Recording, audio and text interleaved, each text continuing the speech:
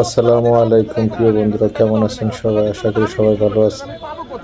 দেখেন, আমাদের এক কর্মী মির্জা আব্বাসের পক্ষ হয়ে একই বলে দলের আদর্শ এবং জিয়াউর রহমানের আদর্শ অনুসরণ করে যে দলকে খুব ভালোবাসে, কত সাহস নিয়ে কথাটা বলেছে যে আপনাকে কোথায় পাবো আমরা। আসলেই সবচেয়ে বড় কথা হলো হাদি সবার, হাদি একজনই হয়, যুগ যুগ ধরে একজনই ভালো মানুষ আসে যে স্বৈরাচারের বিপক্ষে লড়ার জন্য, ইনসাফ প্রতিষ্ঠা করার জন্য। হিন্দু বৌদ্ধ ঐক্য পরিষদ করছে, মুসলমান বাদ দিছে, আপনারা সবাই মিলে পরিষদ করছেন, বিএনপি রে বাদ দিচ্ছেন।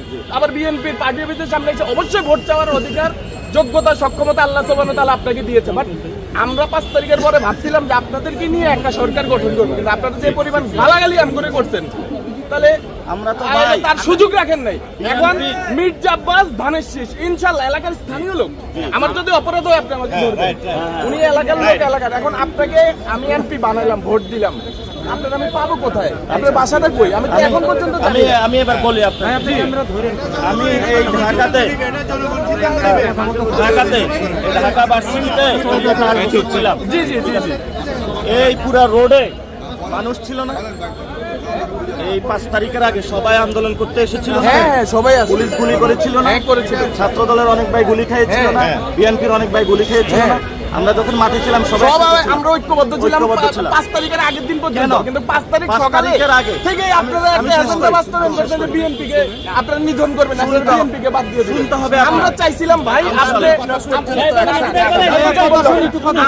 নাসিরউদ্দিন পাটোয়ারি, আমি লিওন হক, আমরা ভাই।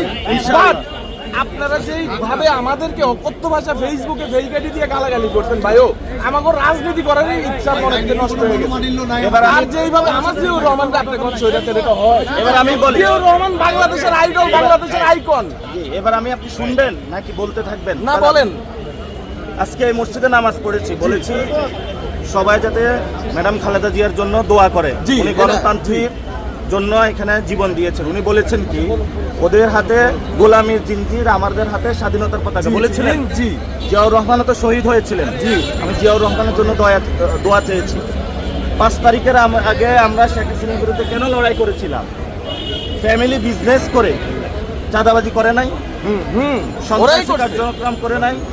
আচ্ছা, 5 তারিখের পরে গত 1 বছরে আমরা কি বাংলাদেশের সমাজটা যেভাবে চেয়েছিলাম পেয়েছিলাম? পারি নাই। কেন পারি নাই জানেন? আপনাদের কারণে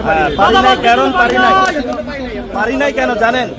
আমাদের সিস্টেমটা চেঞ্জ করতে হবে। সিস্টেমটা গলদ রয়ে গিয়েছে, শুধু মানুষ পরিবর্তন হয়েছে। আমরা আশা করব তারেক রহমান বাংলাদেশে এসেছে, উনি সবকিছু ঠিক করতেছে, সবার মধ্যে একটা আশা ভরসা দিয়েছে। উনি বলেছে একটা প্ল্যান আছে। আমরাও চাই সুন্দর একটা সমাজ বিনির্মাণ করতে। আমরাও ইলেকশনে অংশগ্রহণ করব। এই ঢাকা হাটে শহীদ ওসমান হাদি কোন দলের ছিল? নো, শহীদ ওসমান হাদি আপনাদের দলের ছিল না। একজন নিরপেক্ষ। আপনারা ওসমান হাদিরও আপনাদের একক বানায় ফেলতে, তাহলে তো হবে না। ওসমান হাদির জন্য তো আমি মিছিল করছি, আমার কাছে ইনশাআল্লাহ আমি আপনাকে দেখাতে পারবো।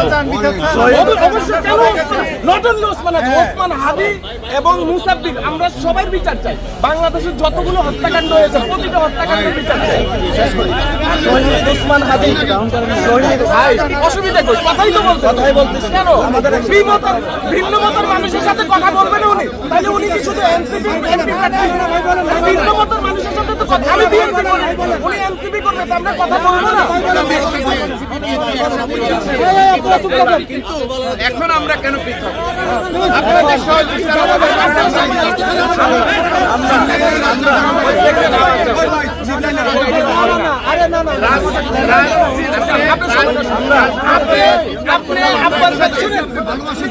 আপনি আব্বাস ভাইয়ের জন্য দোয়া করেন, আব্বাস ভাইয়ের কর্মী হিসাবে আমরা আপনার জন্য দোয়া করি।